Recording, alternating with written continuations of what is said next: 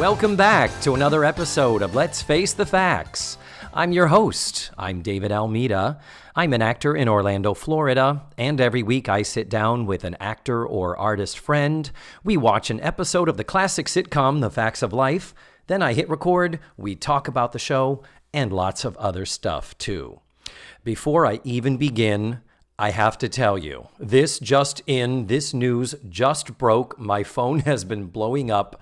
Today is Monday. I'm working on a little bit of a deadline. This show drops Wednesday, the 23rd. Well, I'm editing this the night of Monday, the 21st, and this is when the news broke that the Facts of Life girls are reuniting together in a Hallmark made-for-TV Christmas movie, which will be broadcasting on Sunday, December 1st of this year. We are all dying. People have been texting me. There's posts all over my Facebook. People are tagging me. It's really very sweet to realize how known it is among all my friends, what a freak for the show I am, and how important a thing that is to me. So I will definitely be doing something. So like I said, it just broke this afternoon, so stay tuned and we'll do something with it, I promise. Now, to today's show, my guest this week is Christian Damon. Christian is an actor. He's an improviser. He has worked in the theme parks for a very long time. He and I still get to work together. Nowadays, it's at Sleuth's Dinner Theater. We don't really have our paths cross much over at the big theme parks, but, you know, it's still great. Any working together is good working together as far as I'm concerned. Christian and I watched Season 3, Episode 23, called Joe's Cousin, which had an original air date of April 14th, 1982. It is another Backdoor pilot, which we had one last week, and here's another one. They're just loading them all in before the season ends, hoping that something might stick. It's a pretty good show. I think I liked it with a few tweaks. I think it would have been really, really good. That's really it. I think we're ready to jump on in. Let's face the facts with Christian Damon. Well, hello, Christian Damon. Well, hello, David Almeida. Welcome to your home. Yes, it is, in fact, my home. We're broadcasting on location. We are. I brought my equipment here to you due to some weird, completely inconsequential, unnecessary details where we were supposed to meet at Sleuth's after a rehearsal, and I'm on my way home from work, and you... But I'm unprofessional, and I didn't have all my lines in time, so I moved my rehearsal, so we had to redo the whole thing. Oh, okay, so it was your unprofessionalism. It truly is, so if anyone's looking to cast me, don't. He'll be available very soon. Thank you for having me to your home. Absolutely. And we have just watched this lovely episode called Joe's Cousin. And I think any time there's a sitcom where it mentions somebody's relative, that means it's going to be a little different than usual. Maybe? I don't know. I feel like this has been done before, though, and you haven't explained what's going to happen yet, but I'm putting it out there right now. I feel like other sitcoms have done this before. Like a Backdoor pilot. Right, yeah, a Backdoor pilot, but I mean with relatives and things like that. Oh, God, yeah. Yeah, where they had the special episode where it was like, well, this relative's coming to town. Here's Harriet the elevator lady. You know, that sort of thing. You know? Well, I mean, Maude was Edith Bunker's cousin. Right. On All in the Family. Yeah. That's literally the, kind of the grand... Listen, I was born the year this episode came out. You were talking about that. So, yes, we just watched Joe's Cousin and the episode's original air date. What did I tell you? It 1982. Was April, I think? It was April 14th, 1982. And you were born when? October 1st, 1982. And what is your social security number? Well, wait, hold on. Damn it. He didn't fall for it. This is over. This podcast session. But, so therefore, may I assume that you did not grow up watching this show as an infant? No, I mean, I was aware of it, especially in reruns. Listen, I watched, it wasn't a Nick at Night staple, I don't think, at that time. But I watched older stuff. Yeah. Oh, like, God, I yeah. had, the Isle of Lucy's and the Mr. Eds and Oh, things. God, yeah, and that I did was too. that was what I had because I stayed up late. My parents didn't care. Yeah. They were Same here. great parents. Yes, they were. But we'll yeah, talk- but I know Facts of Life was never really in my wheelhouse. So. Okay, well, that's fine. But you said you knew what? I knew two things. For some reason, I knew of Mrs. Garrett, and I knew Tootie. And you knew Tootie. Because Okay. there was a specific episode that all I could remember was it was kind of like Twilight Zone-y or Halloween themed or something, and there was this guy who'd show up and would just say Tootie. And that's all, and that's all, and that's what stuck in my brain. I believe that is a season 8 episode called Seven Little Indians, and it's like a Twilight Zone spoof, and that's Like a mystery. So it was like an Agatha Christie thing. Which is Yeah, because yeah. hers was 10 Little Yeah. Indians, but that was a Cloris Leachman episode. That wasn't Oh. even a Mrs. Garrett. That wasn't. I think it's season 8. It's over our heads. Oh, okay, right. So you saw a later one, but that would have been like 87. And I'm sure I saw, and I know I've seen like bits and pieces of episodes over the years. Oh, God, yeah. It was just, it just never really got to me. So Yeah. Well, But not everyone. now, Joe's cousin. Now that you've seen this, I think we've gotten you hooked all over again. Well, I think there was a lost opportunity that occurred here. To have television's first lesbian protagonist. But we will get to there. So before we start into the nuts and bolts of synopsizing, Christian, Damon. Yes. On my show, I always ask my guests if you would please give me a 1 to 2 sentence synopsis of the entire show. Just a quickie one, like you might see in a TV guide listing. Okay, all right. So Joe reminisces about her time at her uncle's house with her cousins. Fun. That's it. That's the DVR. That's on the DVR. That's it. That's what it is. Yep. So that's pretty much it. It's called Joe's Cousin, and we meet more than one cousin. Yeah, but the Joe's cousin we're talking about is a full-blown lesbian.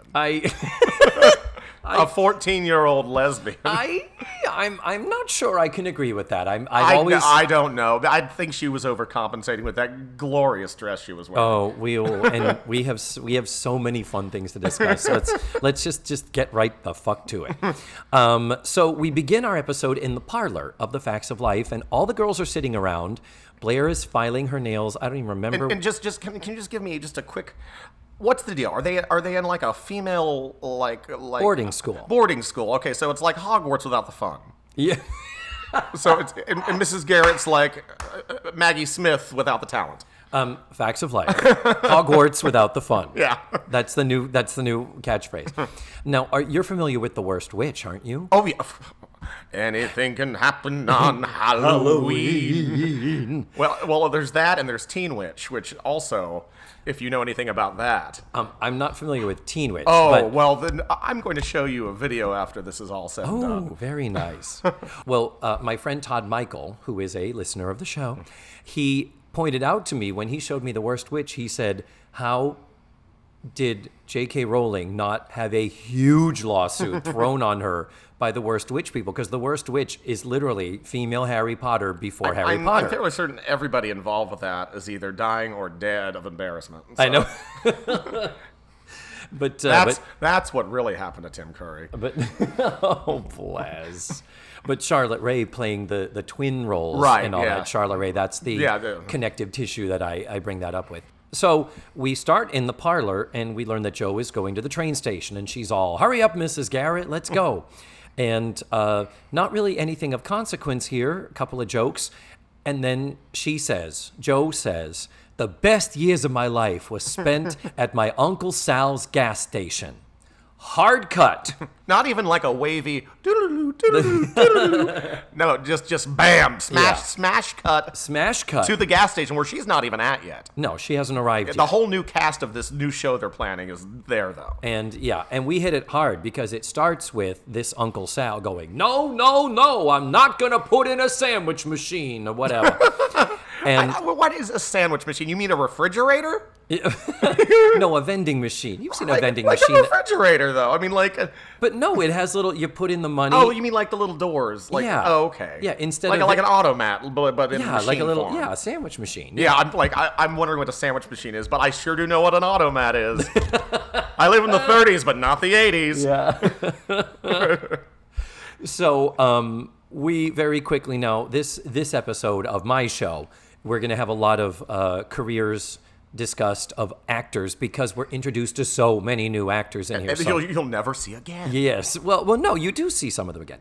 And we'll talk about them or where you might have seen them. This actor playing Uncle Sal is Donnelly Rhodes. Now he looked familiar to me. Like maybe he's been in a bunch of stuff. Like I'm the character actor. Yes. Who's like, it's that guy. Huge career. Yeah. He's a Canadian actor. So he's done a fuck ton of things in Canada. Not so much here, but people at this time in 82 would recognize him because he played a character called Dutch on Soap. Okay. Which was the Billy Crystal, Katherine Hellman, Catherine Damon show. And it's Donnelly, Donnelly, not Donna Lee. Yes, Donnelly like Rhodes. Donnelly MacKechnie from A Chorus Line. Yes. Are you a homosexual Christian? No, I couldn't possibly be. Yeah, show I'm a lesbian. So he was also on Battlestar Galactica in 2004. What? The reboot? The reboot, Battlestar Galactica. Oh, well, I mean, I've seen him in that, then. And you've seen him in that. That's where you recognized him. But looking at his credits, the longest run I could find was 91 episodes between 1998 and 2005 of a show called DaVinci's Inquest. And it's the synopsis of it is: a Vancouver cop turned coroner searches for truth and justice with the help of his friends. That's an IMDb. It's like the secular Father Dowling mysteries. I don't know. But yeah, it's just weird. And then there's also 122 episodes of a show called Danger Bay, which are the adventures of a marine biologist and his family as they fight environmental crimes and other problems. Wow. These are clearly IMDb descriptions by... I mean, but Danger Bay, come on. I mean, how did we not name a water park that? I know. Sadly, Donnelly Rhodes passed away from cancer in January of 2018. Oh, wow. So he's not fairly been recently. Yeah, he's been gone not even 2 years now. Oh, rest in peace, Donnelly Rhodes. Donnelly Rhodes, you had one hell of a fucking career. Seriously, look at his IMDb page. It's insanely long. So what the initial, no, I'm not going to put in a sandwich machine. He's having an argument with his son. The son's name is Bud. And this is played by an actor named D.W. Brown. We were looking at the ages because we were wondering what the ages. And that will come up later. Yeah, it will come up later. D.W. Brown is a 20-year-old actor. I gathered he was the older brother, that he might have been out of high school because what the argument is he's trying to help his dad run the business and make suggestions like, let's have a sandwich machine where clients can...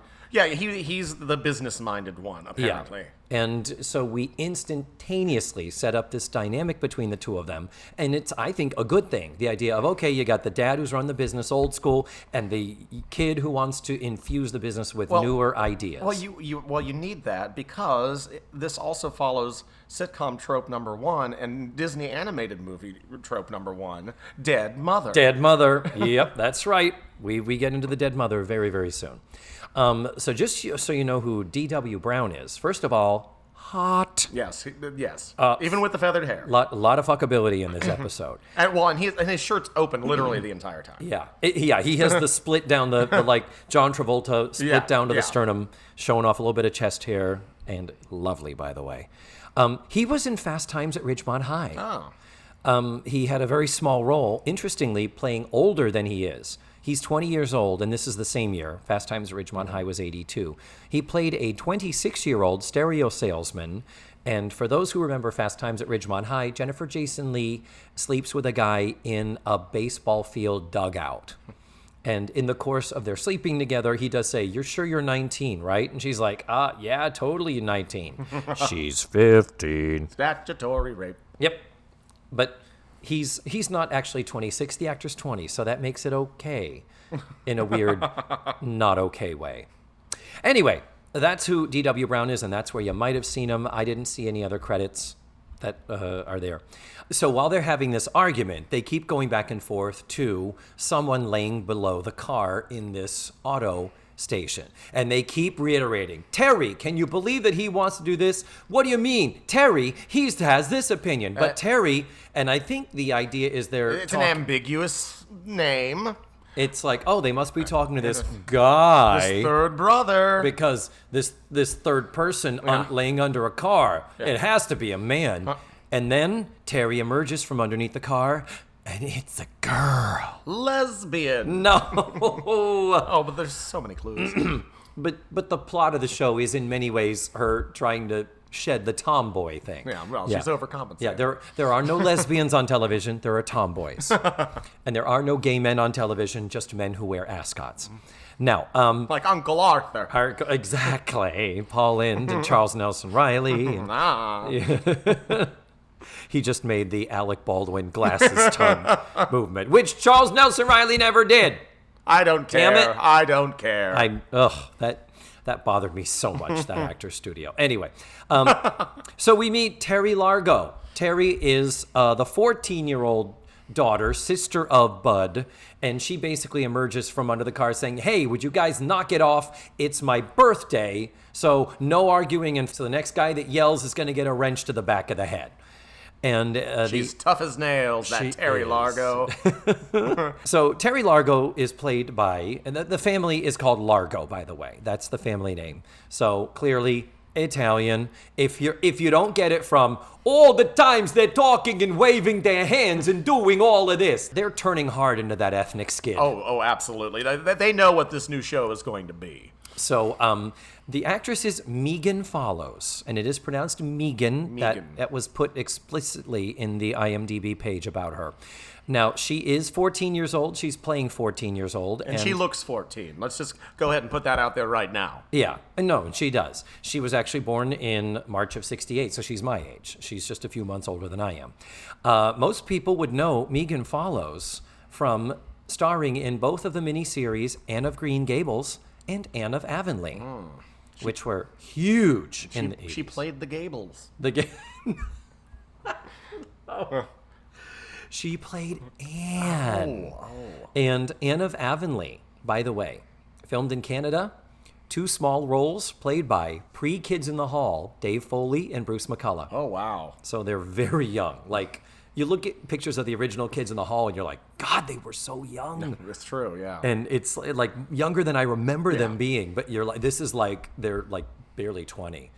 And Dave Foley is just like a boy that dances with her at a cotillion or some shit like that. But yeah, anyhow, so that's her big thing. And then there is also a series called Reign, Reign, about Mary Queen of Scots. That ran from 2013 to 2017, and that had a lot of episodes. So Megan Follows, she's still working. She's like I said, she's my age. She's 51 and she's still working, and good for her.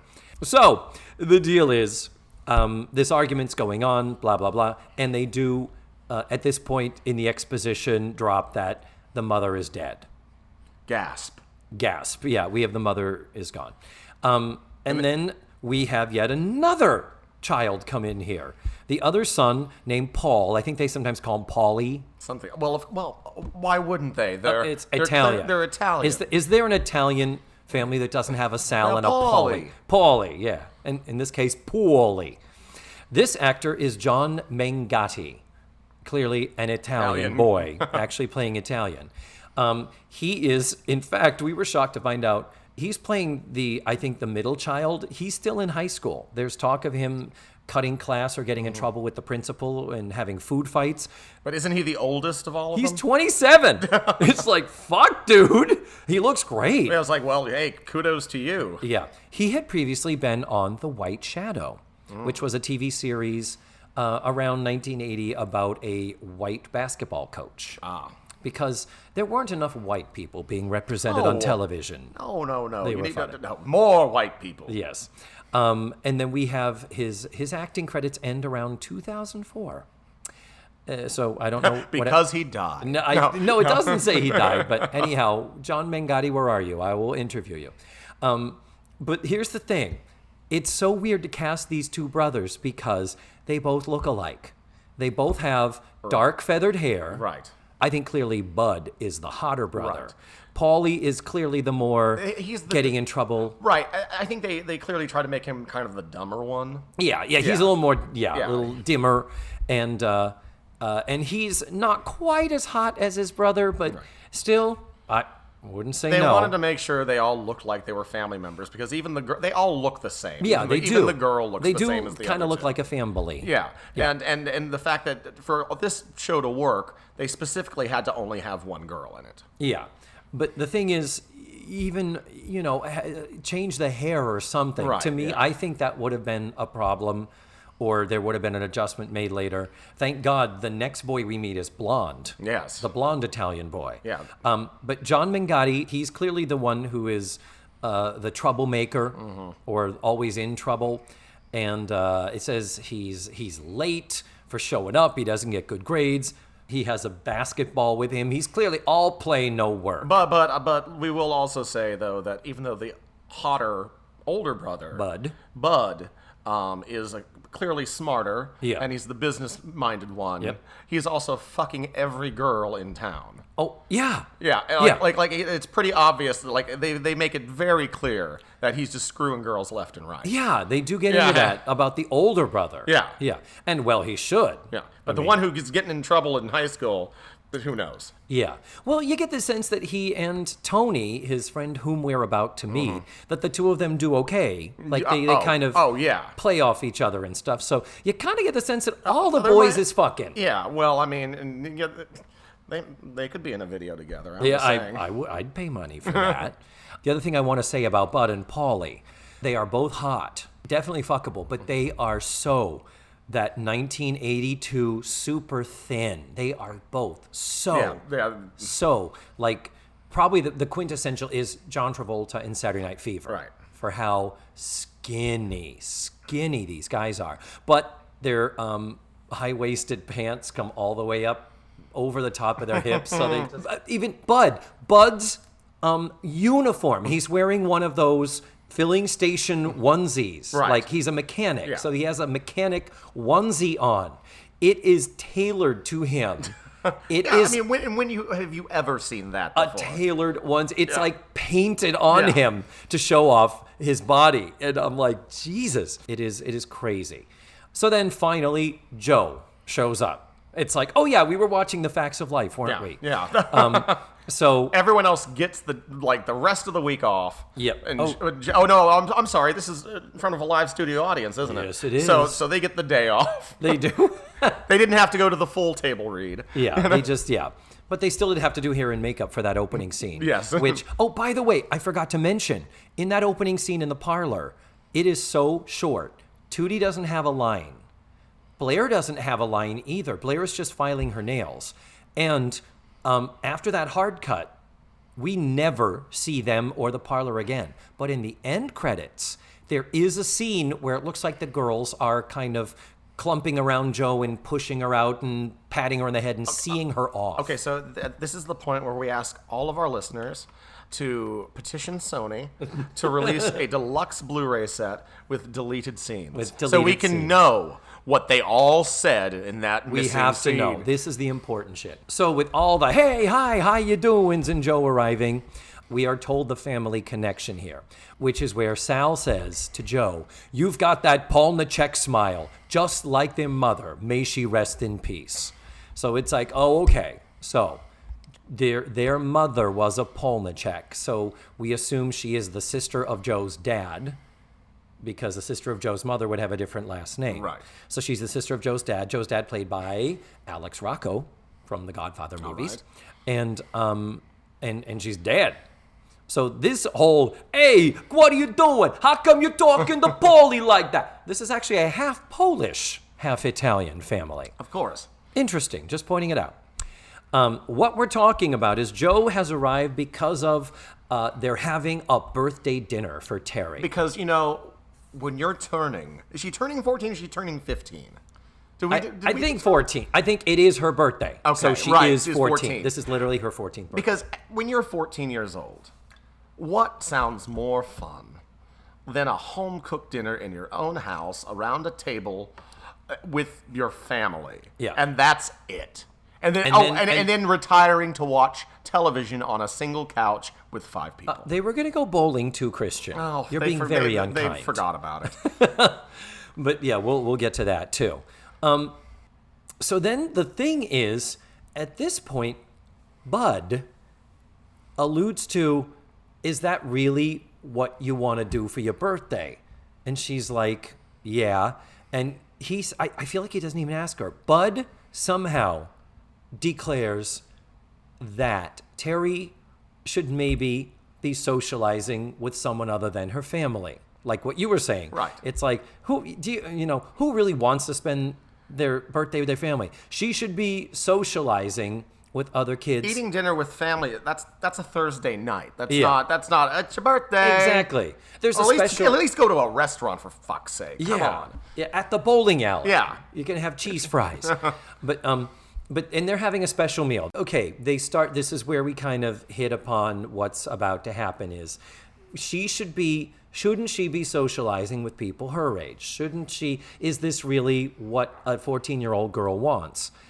Valid questions, but not valid when an older male brother is declaring them without asking her. Yeah.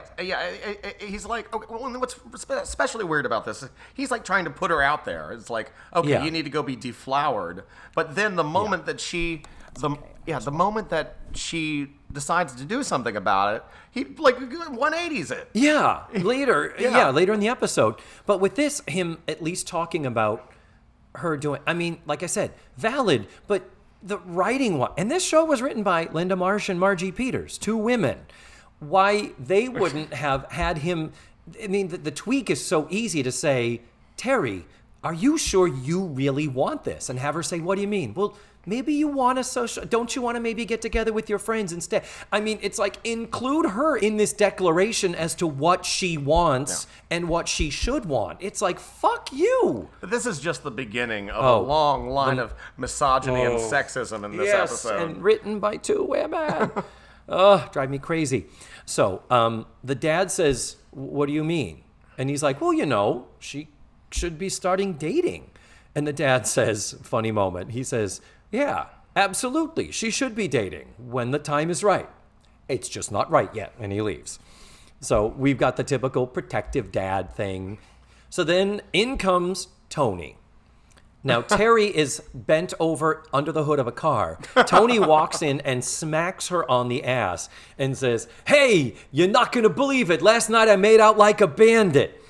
And she gets up and he's like, oh, shit, I thought you were Paulie. I thought you were your brother. And she's like, really? Yeah. And anyhow. Lesbian. No, I mean, she truly, and they hit on this hard. She really looks like a boy. Yeah, she dresses like a boy. She's got the short. Yeah, they got the whole tomboy thing. But they also justify it that she was 8 when her mother died, so 6 years ago. And she's only had male role models and her dad, and she's the daddy's girl. To me that didn't bother me at all. The idea of how did she get here? That didn't. I thought that was well set up. Now Tony is played by. If I may get the vapors just saying his name, Grant Kramer. Which we discussed was 20 years old? 20 years old. 20 years old going on 36. Yeah. That's going to be important later. I just want it to be pointed out that I will post the link to this on the website, but I had previously posted this. At one point, Logo's New Now Next rankings, they did a ranking of the hottest 20 men on the Facts of Life. Grant Kramer was number 1. Oh. Where did Donnelly show up at? Donnelly Rhodes was number 104. So, Grant Kramer, this is 82. In 1984, he was in a movie called Hard Bodies. Oh, wow. Another awful teen sex comedy. And it's about 3 middle-aged men who hire a younger man to help them pick up women at the beach. And he is the young, successful guy. And there was a sequel in 86. Sounds terrible. We can watch it. I found it online. No, I think I'm good. And there was a sequel in 86, but he did not play the same role. They had another actor. Grant Kramer was on The Young and the Restless for 46 episodes in 1986. In 1988, Nerds will know him that he was in Killer Clowns from Outer Space. All right. And there's talk of I think they're in the process of trying to do a sequel, like all these years later, like a thing with him in it. Like he's involved and might even be producing, I think. But yeah, he is really, really hot. Like the most fuckable of all the boys on this show. You might say he could turn a lesbian straight. Well, what happens is he is talking to Terry, and he keeps talking to Terry like she's one of the guys, kind of a thing. And he says, "Oh, did I make out last night?" And like then, a bandit. Yeah, made out like a bandit last night. And then in comes Paulie, and they're like, "Hey, how you doing? How you doing?" Really, really playing up. It is literally every murder mystery show you've ever seen, or Tony and Tina's wedding. Tony and Tina's wedding, yeah, very, very. Bada boom, bada bing. So through a series of manipulations, Terry mentions that they're making this delicious meal. And Tony's like, "Oh my God, that stuff is so good. Be sure you save the leftovers for me." And she's like, "Well, gee, I don't know if there's going to be any leftovers." And the dad is like, "What do you mean? I made enough for an army." And she's like, "Joe's here." Yeah, that fat cow.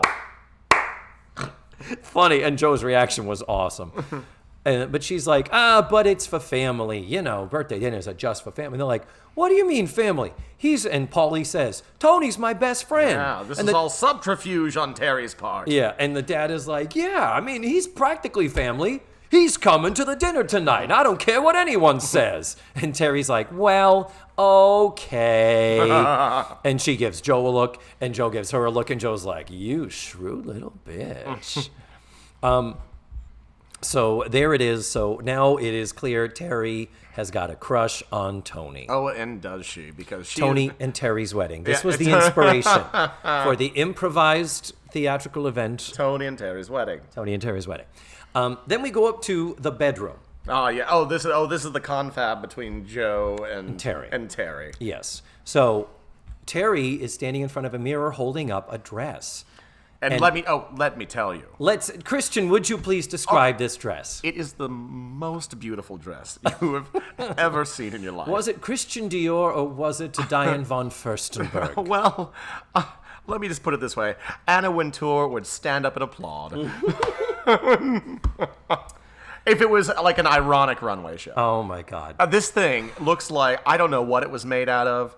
But there's frills and there's like I call it a Holly Hobby dress. It looks like a Holly Hobby because that was big at the time. These sort of ugly floral prints, but in dull colors. It was like a dull bluish color, and it had from the shoulders down to the middle of the chest. And the thing is, had these like on the 45-degree diagonal layers of lace. Yeah. And it was very 80s. Yeah, and I'm maybe a little bit too early before everyone was doing cocaine, but oh no, the coke was. It was still flowing at that point. It was still flowing. Okay, so I thought it was more later 80s that was happening, well, mid to late 80s. The cast of SNL started it back in 75. No, that's true. Really. But man, I don't know what anyone would have been thinking to have put that on. But it was. We have discussed many times on this show when the girls dress up, when they try to get looking, more adult. Mm-hmm.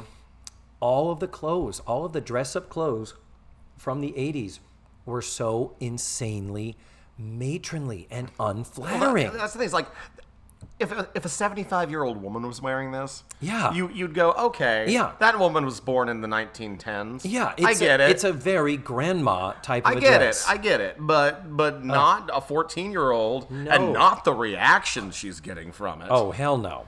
Which will be coming soon. That's coming soon. Anyhow, Joe comes out of the bathroom, and she says, "Can I show you something? Promise you won't laugh." And then she shows her the dress. And Joe's like, "So, it's a dress." Then she's like, "So what is this about?" And she says, "Is this about Tony?" And she says, "Yeah." And she says, "He said that I look just like Paulie." And she says, "Well, he's never seen Paulie in one of these." Or has he? In my fantasies. So basically she says, "Joe, you gotta help me." And she empties a bag and she's got a bunch of makeup. And she says, "I bought all this stuff to wear it, but I don't know how to wear it. I'm way out of my league." And of course, the hilarity of it being Joe. Asking Joe, of all people. And Joe says... But she's got a secret weapon, though. Yeah. But Joe says, I brush my teeth and then go. That's it. Like, that's her whatever. But she does have her secret weapon. What is her secret weapon, Christian? It's Blair, or as I like to call her, 1980s Laura Bell Bundy. Yeah. I never thought of that. She's got that kind of round face like Laura Bell round Bundy. face, Yeah, yeah. like, I mean, she's a little Laura Bell Bundy there. And you know, the Elle Woods, that rich... Yeah. Blair is a proto Elle Woods, isn't she? Yeah. I Just never from thought what of little that. I saw of her, Yeah. it seemed like. No, you're totally right.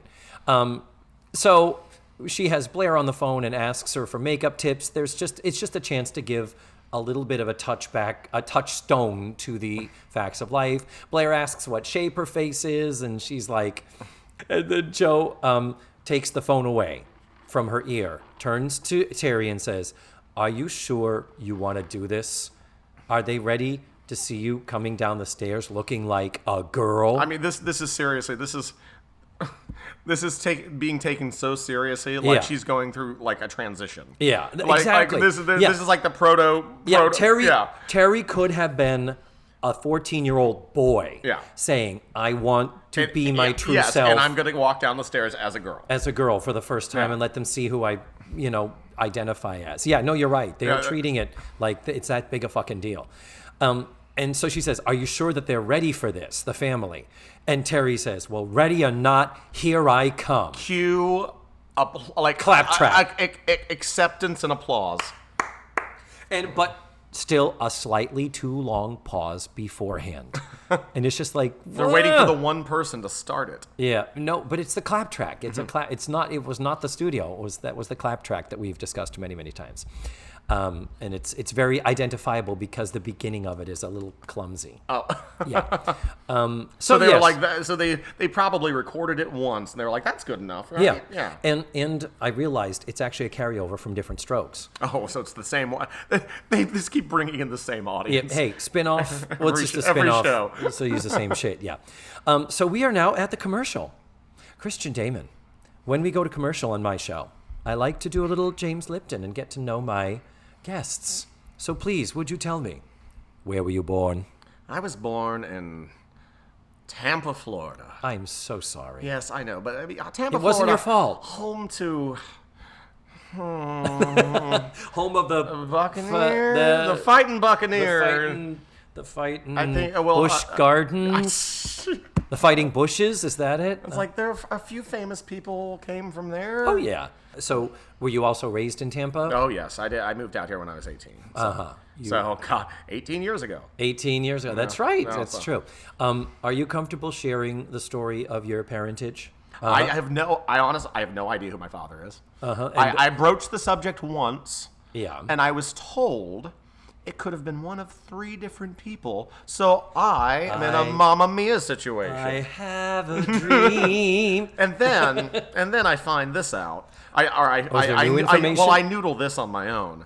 I was born on October 1st, which is exactly 9 months after New Year's Eve. Oh. So I'm like, oh my God, was this a Mamma Mia situation on New Year's Eve? Holy shit. Nah, so I don't. That's why I was asking, because you have mentioned before about you being a real-life Mamma Mia situation. And God knows I've gotten born with a heart defect and scoliosis. I mean, I have no idea what was going on there.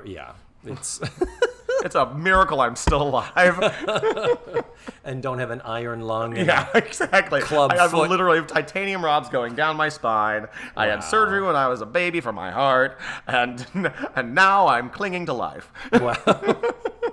Lovely. I'm glad you live long enough to be on my Yes, show. this is my final. This is the final This hurrah. is my final hurrah. Yep. After this, I can die happily. Oh, dear. Wow. So you moved here when you were 18 with the intent to be an actor, is that? No, absolutely not. Okay, then tell me I what didn't your... I didn't even start till after that. Okay, what was your plan when you moved to Well, Orlando, I- and then how did you get into acting? I was going to be like a creative writing major for a hot second. Okay. Which is just about as bad of an idea as you probably think it is. I mean, there are better. You can write creatively without a degree. Yeah, but Or, if you or don't get a better degree, something that's more applicable to actually making money. Yeah, if you don't incur a great amount of student debt, study it. Yeah. But that's not a thing like I'm going to go to Harvard to study creative writing, so I have to, because you ain't going to pay off them loans. Well, see, what happened was I immediately got a job at Universal. And I was in entertainment tech at the time. I had zero experience. This was all happenstance and luck. Wow. I mean, like, pure luck. Like, I started as a scare actor at Horror Nights back in 2000, back in '01. And this was after 9/11. This is when they had to cut all the blood and all all that stuff.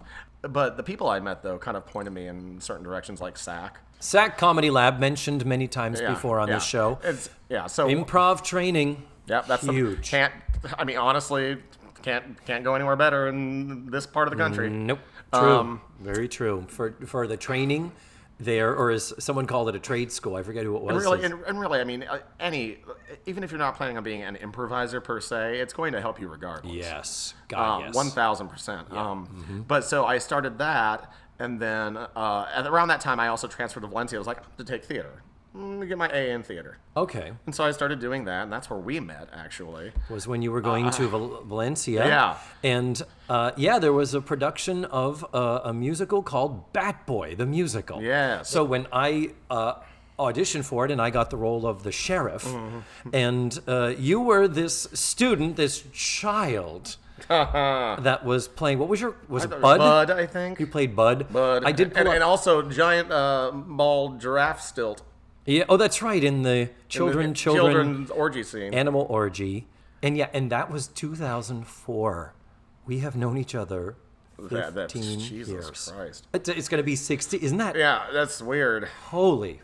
Yeah, because in 2003 I got my first actor role at Universal because I had done Grinchmas for the first time, and that snowballed into a whole thing. And then eventually I got Poseidon, and I did a bunch of other things, and then I got Disney in 2007. Yes. So I mean, I was very lucky. I Yeah. I mean, I went from zero to hero. I mean, zero to, if I had wanted to, getting an equity card. Yeah. In 6 years. Yeah. Which that's pretty impressive. Yeah, I mean that's not bad, but mostly through my improv skill though. That's why I was hired. Yeah. Because there's because you are funny and you're quick on your feet, and so that's the basic rundown. And here I am, 18 years later, still at Poseidon. Still do. We're still open. I don't care. Yeah. Oh no, you should. Yeah. Still at Poseidon's Fury over at the original Universal. No, I'm sorry, Universal's Islands of Adventure. Yeah, do a couple other things too. And you do a couple other things over there too.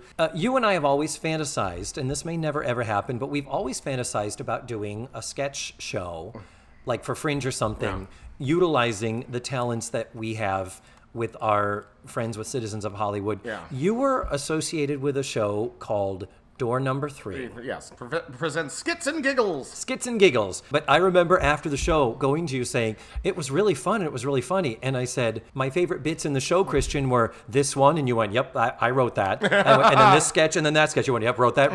It was all the stuff that you had written. And so I was like, damn, and I did sketch like 20 years ago. Yeah. I was involved in doing sketch, and I miss it. It is just such a commitment to do something like that. I mean, it is a lot of work. And Fringe is ideal for that because it's a certain time. Right, you're locked into that time. You got to have it done. But there's an end cap, and then you can disband the group when you decide you hate all the people after all.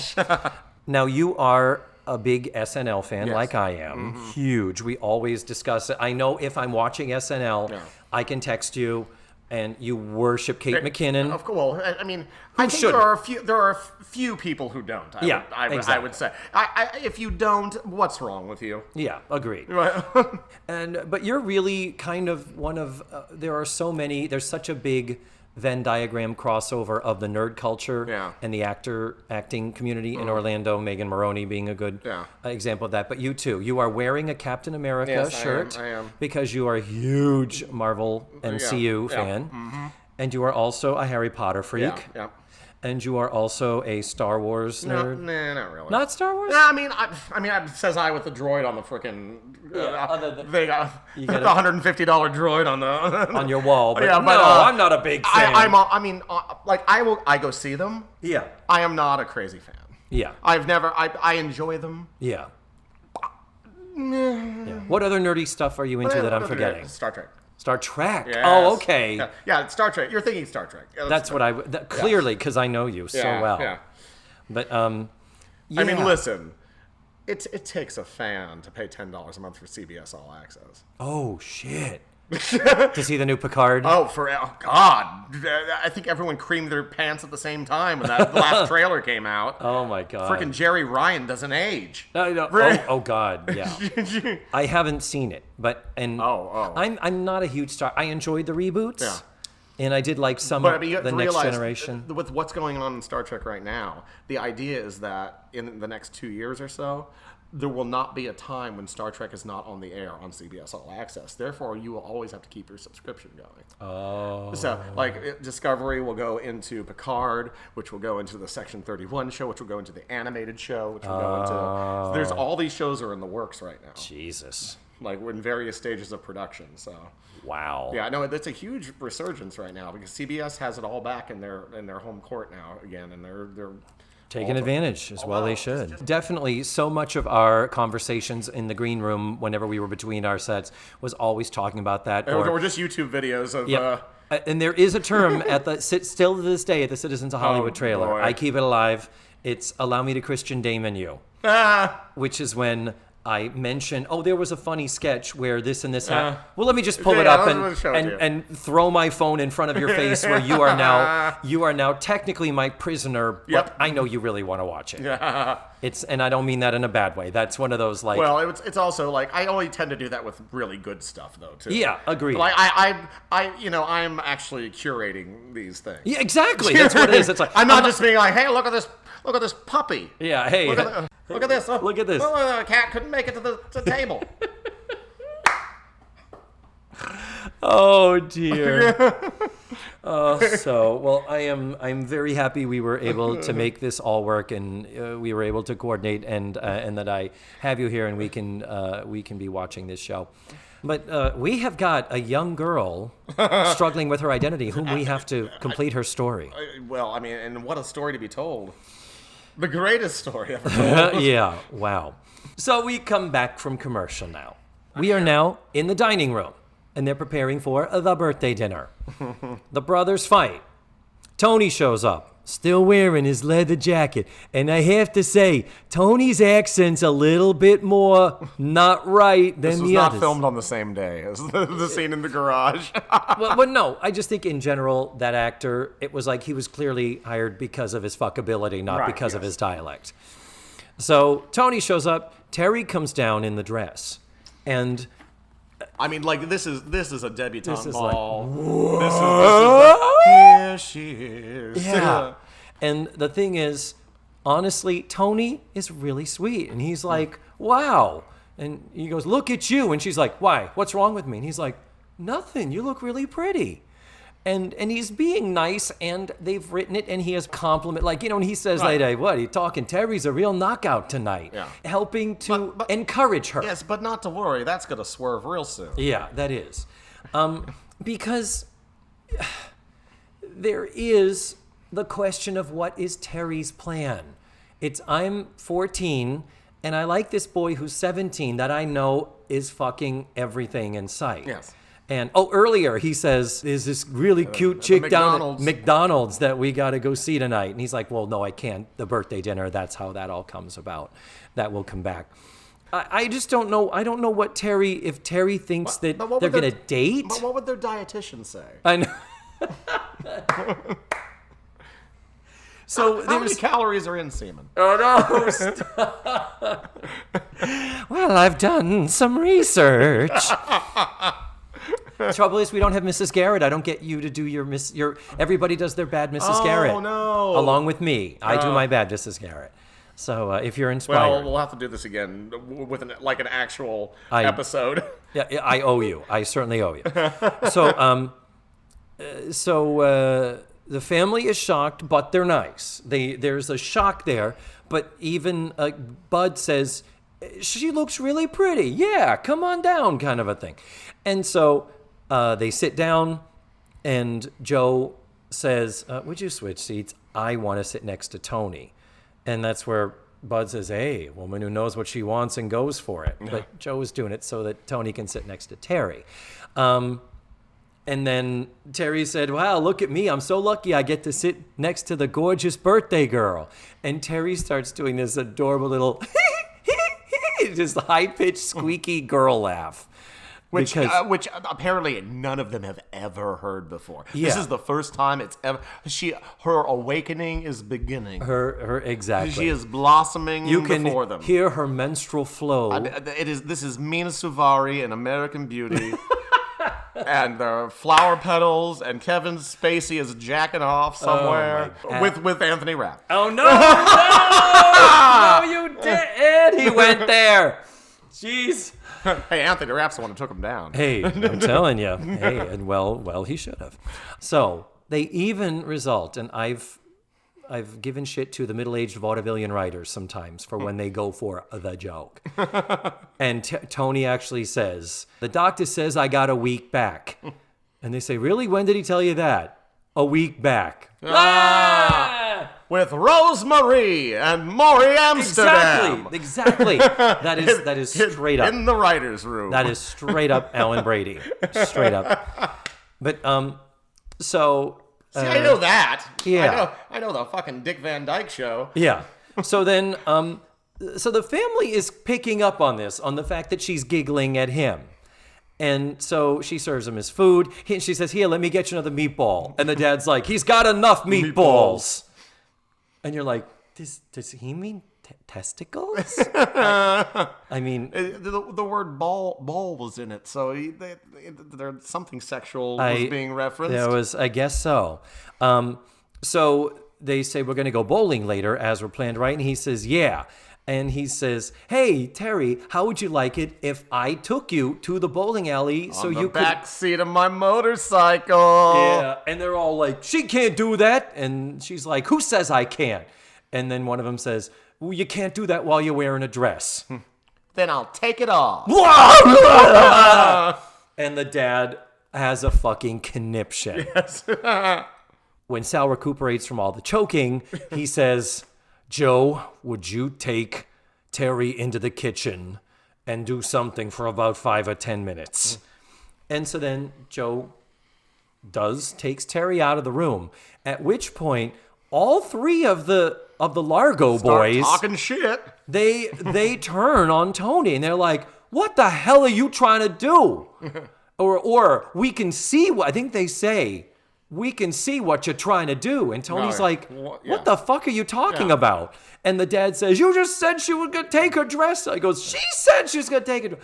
And so the girls come back in, but it is so illogical right. Well, that they turn it on him. Yeah, and the girls come back in who make a statement that's actually very obvious and actually makes sense for once in a sitcom. Yeah. We can hear you. Yeah. Like you were 5 feet away and there's no wall. Yeah, if you think you're having a private conversation, you're wrong. Yeah.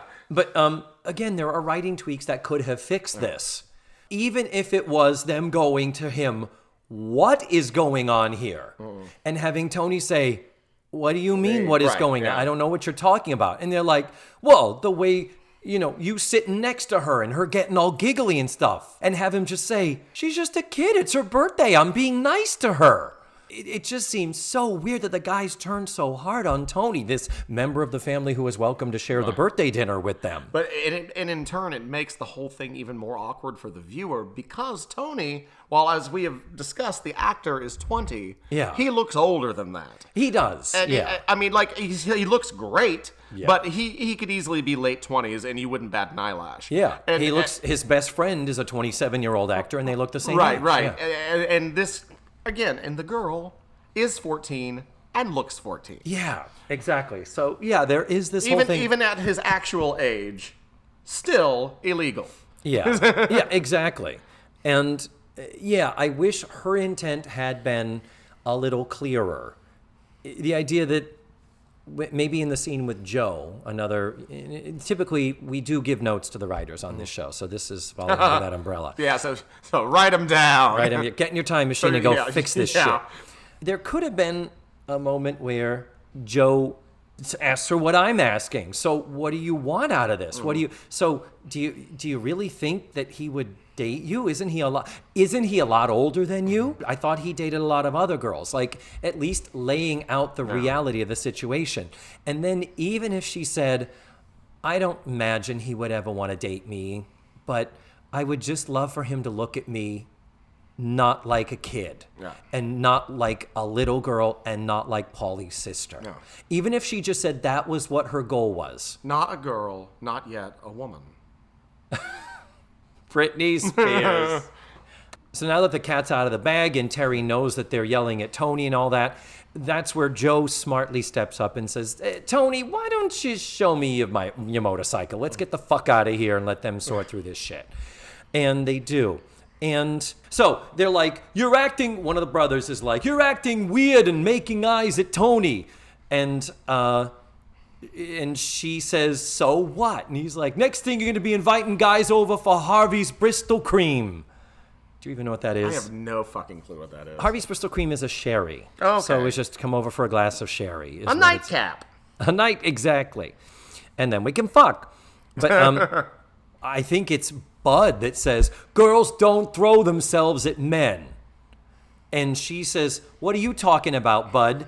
You didn't come home 3 nights last week. Yeah. I'll bet you some of those girls you were with were somebody's sisters. Uh-oh. Snap! But you don't want to get all philosophical. Yeah. That's what he basically responds, like, this isn't the time to get all philosophical. Yeah, he's like, he basically says, that's different. Yeah. Without saying, I'm a man. It's okay for me to fuck around. You're a girl and you can't. And well, again, but I also took it as he knew that because he realized she's right. She's fuck yes. She's right, but I'm going to deflect this. Let's move on. Yeah. So, anyhow, then we have the heart-to-heart moment when the dad says, look, when your mom died, I had an 8-year-old daughter, and I thought, hey, this is okay. I can do it. And raising you was easy, blah, blah, blah. Just the whole talk about it was easy, but I guess things are changing now. Yeah, this is like we're going for the Emmy. Yeah. So and she says, I just want to do stuff that other 14-year-olds want to do. Is that wrong? What's wrong with that? And the father says nothing. So it's everything seems great. Everything seems good. And then to get the sons on board, Paulie says, well, I don't want you playing basketball with me no more. And she says, why not? And he says, girls don't play basketball. Because they said, no, some girls do, but not with me. Yeah, not with me. And then the dad says, you know what? I don't think you should take metal shop in the school. And this is where I think you were talking about. Yeah, on watching it through the first time before the turn happened, you're thinking, oh, maybe he's trying to get the boys on board with this because the boys started it. Yeah. The boys started with you can't play basketball with me anymore. Yeah. So maybe he's like, oh, come on, of course you can play basketball with you. So I'm going to do some reverse psychology here. And it would have been great. And make it sound ridiculous. So, and then they do come around. The boys do come around, but the dad was being sincere. I know. It's so wrong, because what happens is the dad says, yeah, you know what? You shouldn't take metal shop. You should take home ec. Yeah. And she's like, why? He says, so you'll cook. be learning at the cook. And he says, and you know what? I don't want you working at the station anymore. Girls don't work in service stations, and girls don't do this. And you wanted him to say, you know what? I think we have to throw away all your blue jeans because girls don't wear pants anymore. You shouldn't have any more pants. And at this point, the boys should be going, wait, come on, Dad. This is crazy. Stupid. What are you talking about? Yeah, exactly. That would have been a great twist. That's what I thought it was going but toward. No, he's literally being serious. Yeah, and then it's and then it's Bud, the older son, who says, well, Dad, if she's going to be a woman of the 80s, she could do both. She could work at the station and also cook. And he's like, no. He goes, why don't you clear off the table?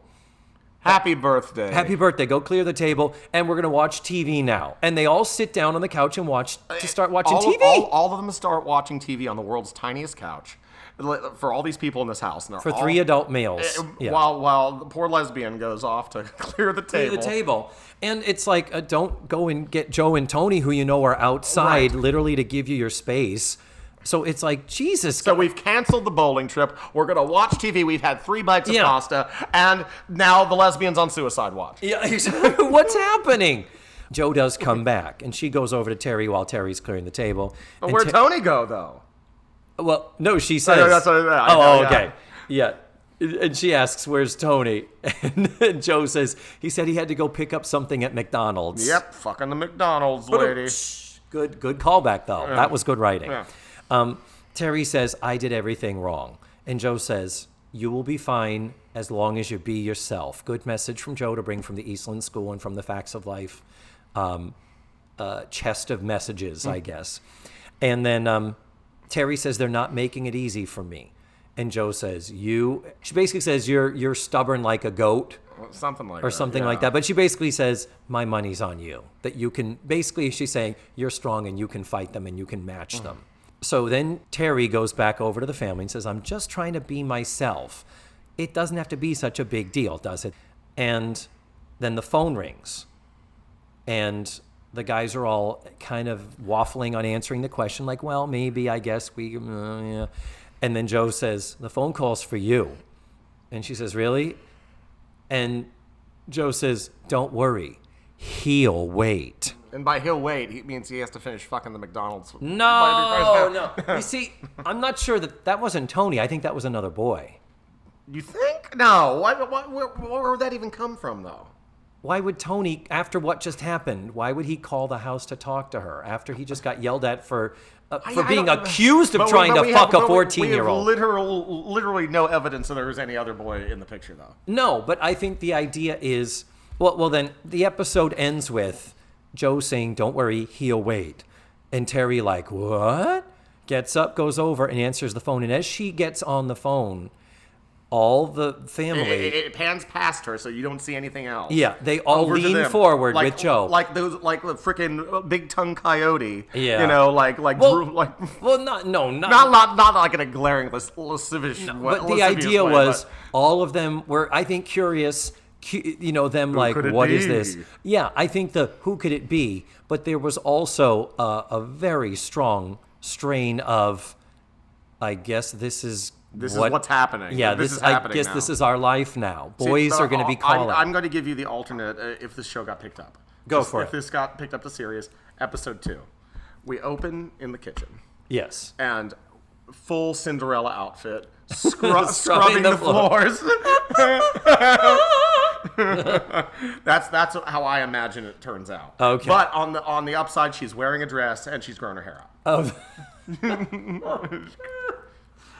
Anyway, so because of the final tableau of all of them leaning forward, in anticipation, watching her on the phone, I think that was, as far as pilots go, I think that was good in the sense of there's more to come. Yeah. Did you find this interesting enough that you would want to see, okay, what does the future hold with, her starting to date, her starting to act less like a tomboy and be less under the thumb of her male family? I'm gonna give one more option for the second episode. Do it. All they did was get rid of her. It had just been about the brothers. Done. ABC. Oh, you think? Wait a minute. Wasn't that a show called like the Finelli Boys or something? Well, I'm just saying that if that had gone to series, I bet one of the options, somebody on that boardroom would have. Do we need the girl? They probably would have gone. Can we just get rid of the girl? Yeah. I mean, remember how many? Change the title to Joe's dead cousin. Well, I mean, how many times has somebody gone upstairs and never come back down? Oh God, yes. Where did Chuck go on Happy Days? Where is the older brother Chuck? Where's cousin Oliver? Yeah. Where did Tiger? Yeah. So along the way, we've given our notes and the tweaks, but I guess the most disturbing, surprising thing is that for how feminist and female forward Facts of Life was as a show, that the women who were responsible for it, that they would write this script and have so much of Terry not being given choices, not being allowed to voice what she wants, or at the very least, putting her in a family where they don't allow her and having her demanding it, having her say, hey, to have him go... Maybe the idea was that was going to be a slow build. Maybe. But when in the early first scene, when Bud says she should be hanging out with people her own age, she should be dating, at least have her turn and say, hey, whose life is this? Yeah. I'll decide if I want to do it. Yeah. You would have loved for such a tough chick, you would have loved some sort of pushback. If not, the tweaks we discussed where, no. You make her treated nicer and make these guys not be fucking misogynist douchebags. So the question is, would Tony have still been a part of the show? Would she still have been flirting with him? Would the entire show have become Crazy Ex-Girlfriend, where she's just trying to get Tony and lying? She's just a fucking psycho. God, what a proto Crazy Ex-Girlfriend, where she's just going after him, and it's a terrible idea. Yeah, on the phone. Hey, Tony, come over to the house quickly. Dad just fell down the stairs and he needs your help. And then have her walk up and push him down the fucking stairs. Or since it's an 80s comedy, she dresses up as Dad and pretends to need mouth to mouth. And he can't tell the difference. Yeah, it's I know. a sitcom. It's my heart. It's my heart. I'm gonna need the breath of life. Hey, what are these? Wait a minute. I'm trying to give you CPR, and there's 2 lumps under there. Yeah.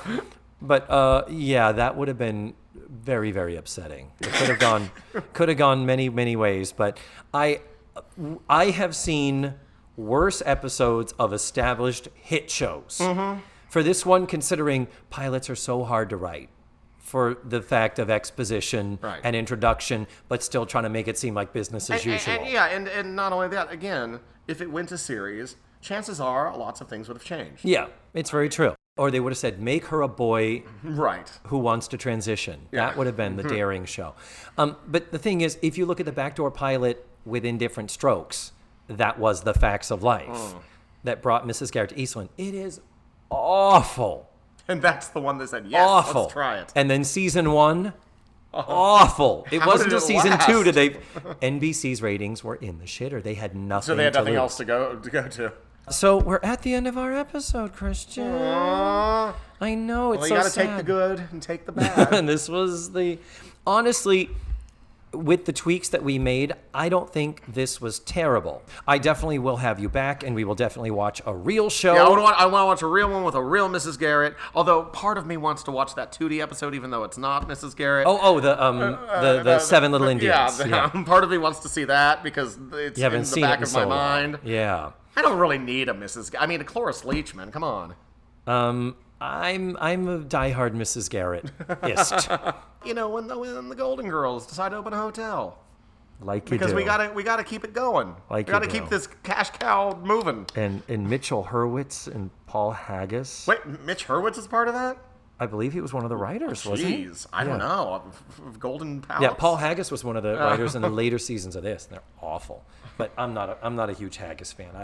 I thought Crash was a piece of shit. Unless you're Scottish, who is a huge Haggis fan? Anyhow, Christian, thank you so much, and we will have you back soon. It's intestines. Let us say goodnight now. All right. I thank you very much for doing this, and we will have you back soon. Thank you, smooches, and good night. Yes, good morrow.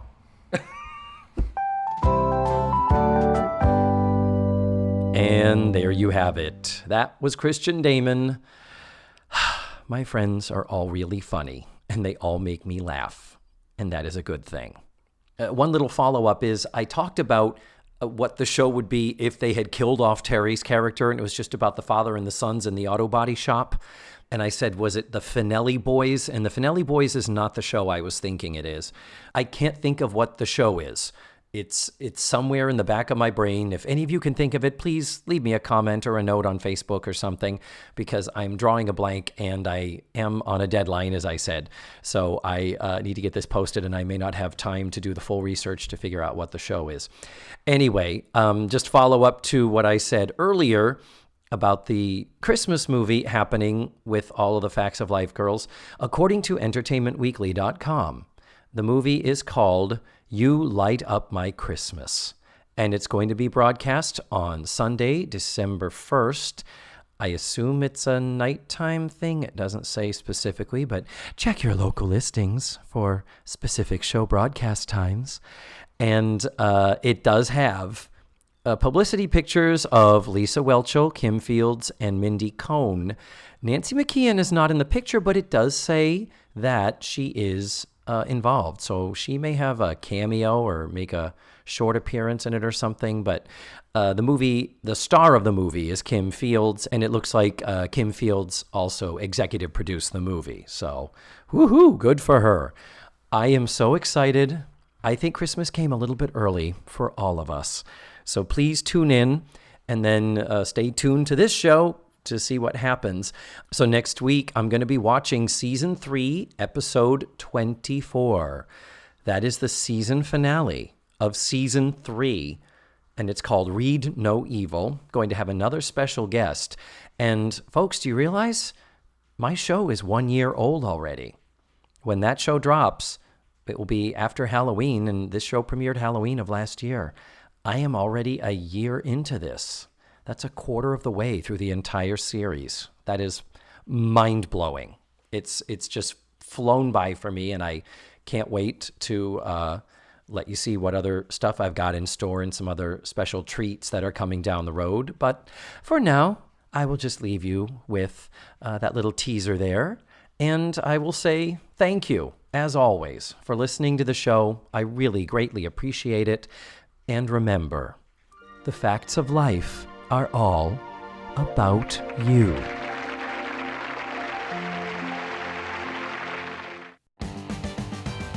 Let's Face the Facts was produced, written, hosted, and edited by me, David Almeida.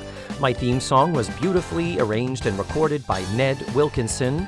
Our website is facethefactspod.com. You have to drop the let's. And that's where you can find extra pictures, video, and audio extras from the digital cutting room floor. Follow the show on social media. We're everywhere under the handle Face the Facts Pod. And don't forget, go to your favorite podcatchers and subscribe, rate, and review. Tune in again next week for another thrilling episode of Let's Face the Facts.